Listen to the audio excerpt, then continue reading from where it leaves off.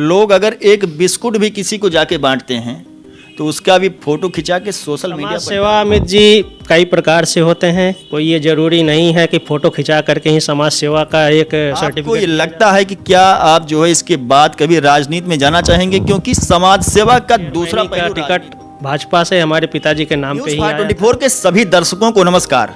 दोस्तों, ऐसा आप सुनते होंगे लोगों को कहते हुए कि सफलता का कोई शॉर्टकट नहीं होता है, बिना मेहनत के लोगों को सफलता नहीं मिलती है।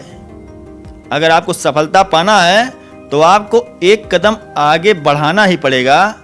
आपको अपनी मंजिल तक पहुंचने के लिए अपना पग को आगे बढ़ाना पड़ेगा।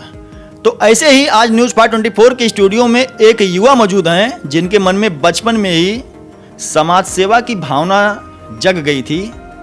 आपके परिवार में कई लोग समाज सेवा से जुड़े हुए हैं। हम अभी आपसे इनका परिचय कराएंगे।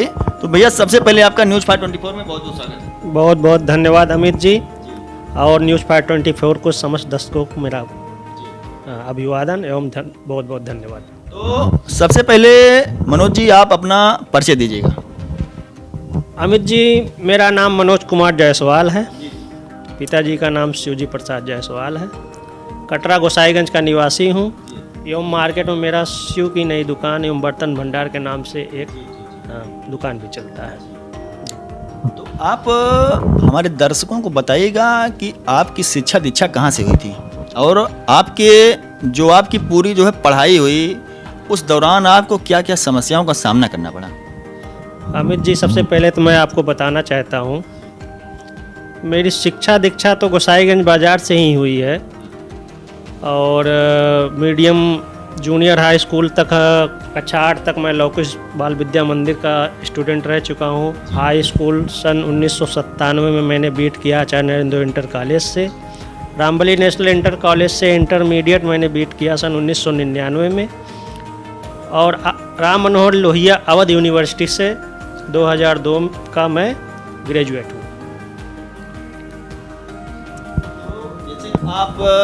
आपकी शिक्षा दीक्षा पूरी हो गई और आप जो है युवा बन गए। तो एक तरफ जब व्यक्ति युवा हो जाता है तो एक तरफ जो है परिवार के जीवन यापन की चिंता रहती है, कुछ रोजगार के लिए चिंता रहती है कि हमको कुछ रोजगार मिल जाए, क्योंकि बिना रोजगार के व्यक्ति का जीवन यापन करना असंभव है। और दूसरी तरफ समाज सेवा का जज्बा। आप इन दोनों के बीच कैसे सामंजस्य जो है बैठा पाते हैं? समाज सेवा का जज्बा अमित जी हमें हमारे पिताजी से विरासत में मिली, क्योंकि हमारे नगर में एक सत्संग घाट के नाम से एक बहुत ही पुराना मंदिर था, शिवालय था। हमारे पिताजी और हमारे पिताजी की टीम के माध्यम से उसका जीर्णोद्धार कराना, और उसके अलावा सत्संग घाट पे श्री रुद्र महायज्ञ हर मलमास महीने में, जो कि 3 साल में एक बार आता है, वहाँ पर हमारे पिताजी और पिताजी की टीम द्वारा रुद्र महायज्ञ का आयोजन करवाना। बहुत ही विशाल आयोजन, पूरे क्षेत्र का सबसे बड़ा महायज्ञ होता है।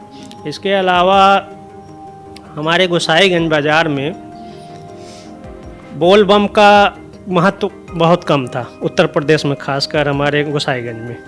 तो हमारे पिताजी की टीम ने बोल बम अयोध्या से गोसाईगंज, उनकी पूरी टीम ने ये शुरुआत किया, और देखते देखते आज कांवड़िया आप देख ही रहे होंगे, पूरा एकदम सावन का 1 महीना मेला लगता है। और पढ़ाई और दूसरी बात सामंजस्य बैठाने के, ग्रेजुएशन करने के बाद तो मन में ये था ही कि हमें कुछ न कुछ करना है परिवार चलाने के लिए, और बहुत ज़्यादा धनवान तो मैं था नहीं। हमारे पिताजी भी सिर्फ उन्होंने इज्जत कमाया, ईमानदारी से उन्होंने काम किया था, और ईमानदारी से पिताजी ने हमारे काम किया, और बहुत बड़ा तो धनवान मैं था नहीं। तो हम तैयारी करने लगे, और मेरे मन में समाज सेवा के साथ साथ देशभक्ति की भावना भी थी। बचपन से ही मैं देश के प्रति ज़्यादा सेवा करने का मैं बहुत ज़्यादा जज्बा रखता था कि अगर मौका मिलेगा तो देश के प्रति मैं सेवा करूँगा। तो मैं 2002 के बाद लखनऊ चला गया, वहाँ हमने CDS की तैयारी किया, और CDS तैयारी करने के बाद 2004 में ही हमने बीट भी किया। तो जैसे कि आज के दौर में लोग समाज सेवा करते हैं, लोग अगर एक बिस्कुट भी किसी को जाके बांटते हैं तो उसका भी फ़ोटो खिंचा के सोशल मीडिया पर डाल देते हैं। तो क्या आपको आज तक ऐसा जो है महसूस नहीं हुआ कि हमको भी अगर एक किसी को बिस्कुट देना है, अगर छोटा सा समाज सेवा करना है तो उसका हमको फ़ोटो डालना चाहिए, लेकिन हमने आपकी फ़ोटो जो है कभी ऐसे डालते हुए देखा नहीं। आप क्या कहेंगे इस पर? समाज सेवा अमित जी कई प्रकार से होते हैं, कोई ये ज़रूरी नहीं है कि फ़ोटो खिंचा करके ही समाज सेवा का एक सर्टिफिकेट दिया जाता है। समाज सेवा गुप्त रूप से भी किया जाता है। हमने कोविड 2020 में जब कोविड आया था कोरोना काल में, तो हम और हमारी टीम ने पूरा मिल करके एक खाद्य सामग्री का किट तैयार करके गरीबों और मध्यम वर्ग के बीच में घर घर पहुंचाया था, और जिसका कहीं से भी कोई फ़ोटो हमने सोशल मीडिया पर नहीं डाला था। समाज सेवा इस प्रकार से भी होता है, बिना फ़ोटो डाले भी हो सकता है। अगर समाज सेवा करना है, मेरा तो सबसे यही राय है, समाज सेवा करिए तो किसी को दिखाइए मत, ताकि उसके अंदर भी एक मतलब ये ना लगे कि हमारा फ़ोटो खींच करके हमको कुछ दिया जा रहा है। समाज सेवा करिए, बिना फ़ोटो खिंचाए भी समाज सेवा हो सकता है। दोस्तों, जैसा कि इस समय देखा जाता है कि अगर आप किसी एक जो है गरीब व्यक्ति को कंबल बांटते हैं, आप किसी गरीब व्यक्ति को 2 केले देते हैं, 2 पार्ले बिस्कुट देते हैं, एक कोई आप उसको फटा पुराना कपड़ा देते हैं, तो आप उसकी फ़ोटो खींचते हैं, वीडियो बनाते हैं और सोशल मीडिया पर डालकर खुद की पीठ को आप लोग स्वयं थपथपाते हैं, भैया हम सबसे बड़े समाज सेवी हैं। तो क्या आप लोगों के मन में कभी जो ऐसे लोग करते हैं, क्या उनके मन में ये नहीं होता कि भैया जब आप जिसकी फ़ोटो खींच के डाल रहे हैं उसको भी अपने मन में एक जो है ग्लानि होती होगी कि देखिए ये हमारी गरीबी का मजाक उड़ा रहे हैं, उसको भी कष्ट होता होगा, पीड़ा होता होगी, लेकिन उसको अब क्या करे बेचारा, वो अपने भाग्य को कोसता है और सोशल मीडिया पर वायरल होता रहता है और केवल लोग अपनी पीठ को थपथपाते रहते हैं। तो क्या आपको ये लगता है कि क्या आप जो है इसके बाद कभी राजनीति में जाना चाहेंगे? क्योंकि समाज सेवा का दूसरा पहलू राजनीति होता है, पहले लोग समाज सेवा करते हैं, उसके बाद राजनीति में जाना चाहते हैं। तो क्या आप भी जो समाज सेवा करते हैं, क्या आपका उद्देश्य भविष्य में राजनीति करने का है? नहीं अमित जी, मेरा तो राजनीति में कभी क्या नाम है ये इच्छा है ही नहीं कि मैं राजनीति में कभी आऊं, क्योंकि हमारे पिताजी के मतलब उस समय भी हमारे चेयरमैनी का टिकट भाजपा से हमारे पिताजी के नाम पे ही आया था। उस समय हमारे गोसाईगंज में श्री श्याम सुंदर कसौधन जी थे, वो जो है RSS के हमारे क्षेत्र के कार्य संघ वाहक थे, और वही पूरा मतलब निर्धारित करते थे कि कौन चेयरमैनी लड़ेगा। हमारे पिताजी के लिए टिकट आया था, लेकिन हमारे पिताजी ने स्वयं ने लड़ के हमारे पिताजी के दोस्त श्री सुभाष चंद्र जायसवाल जी, जो पूर्व चेयरमैन रह चुके थे, स्वर्गीय हो चुके हैं, उनको हमारे पिताजी की पूरी टीम ने लड़वाया और उनको जीत भी दिलाई। और दुर्भाग्यवश 6-7 महीना ही वो चेयरमैन थे, उनकी हत्या हो गई थी। ठीक है, तो जैसा कि अभी आप जायसवाल जी बता रहे हैं कि आपके पिताजी के नाम से टिकट आया था, लेकिन उन्होंने टिकट लड़ने से मना कर दिया। दोस्तों, ऐसा भी हम लोगों के पूर्वज भी जो है बताते हैं कि भैया पहले लोग कोई गांव में जो है प्रधान नहीं होता था, गांव में जो मुखिया होता था, गांव के लोग उसको ज़बरदस्ती जो है प्रधान बना देते थे, लेकिन वो प्रधानी लेने के लिए तैयार नहीं होता था, क्योंकि तब जिम्मेदारी थी। और पुराने समय में लोग अपने मान सम्मान और अपमान की चिंता करते थे, परवाह करते थे कि भैया भी कोई हमको कुछ कह देगा तो हमारा अपमान हो जाएगा। लेकिन आज के दौरान में लोग चुनाव के लिए पैसा पानी की तरह बहा देते हैं कि उन्होंने एक बार गद्दी मिल जाए, उसके बाद तो लूट कर अपना खजाना भर लें और 1-2 पीढ़ी तो आराम से चल जाएगी। जैसा आप बता रहे हैं, हम जिक्र इसलिए कर रहे हैं क्योंकि अभी मनोज ने कहा कि वो त्याग की भावना पहले के ज़माने में थी, लेकिन अब त्याग की भावना नहीं लगती, अब तो लूट घसोट चली आ रही है। तो ज़रा बताइएगा भाई साहब कि आपके पिता की मृत्यु कब हुई, उस समय आप लोगों की उम्र क्या थी? मेरे पिताजी की उम्र सर दिसंबर 2015 में 28 दिसंबर 2015 में हमारे पिताजी की हुई। और मैं अपने पिताजी के बारे में ही बताना चाहता हूँ। मेरे पिताजी एयरफोर्स में भी सिलेक्ट हो चुके थे और ट्रेनिंग पीरियड में थे। तो हमारे दादाजी की उसमें तबीयत ख़राब हो गई थी, तो शायद ट्रेनिंग पीरियड में उसमें छुट्टी मिलता नहीं 6 महीना।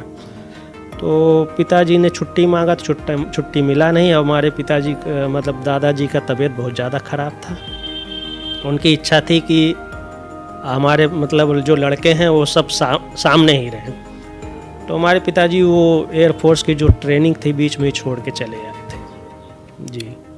और पिताजी के उसके बाद हमारे पिताजी समाज सेवा से भी थे और पूरी टीम उनकी लगी हुई थी, पूरी टीम भी उनकी थी। उनके दोस्तों में सब इतना ज़्यादा उनके एक्टिविटी थी पूरी टीम का, उनके दोस्तों का, कि गोसाईगंज में रुद्र महायज्ञ करवाना, कांवड़िया करवाना, और उसमें किशोर क्लब के नाम से रामलीला होता था। उसके हमारे पिताजी डायरेक्टर भी रह चुके थे। और किशोर क्लब इस क्षेत्र का बहुत बड़ा मतलब बहुत ही अच्छा रामलीला खेलता था। जो कि एक बार हमारे पिताजी बताते थे कि उस रामलीला के पात्र को देख करके बॉम्बे से एक कोई आए थे, उन्होंने बॉम्बे जो है निमंत्रण दिया था कि आप हमारे बॉम्बे आइए, पूरा खर्चा हम देंगे, जो भी पैसा होगा हम देंगे, आप लोगों को समस्त पात्रों को भी पैसा देंगे। लेकिन हमारे पिताजी ने कहा था कि भैया ये हमारे समाज सेवा है और क्या नाम है राम की भक्ति की, मतलब रामलीला हम लोग राम की भक्ति के लिए खेलते हैं और एक बाज़ार की शोभा है, बाज़ार का मेला है, पैसे के लिए हम लोग नहीं मरते हैं। इस वजह से उन्होंने उनका ऑफर ठुकरा दिया।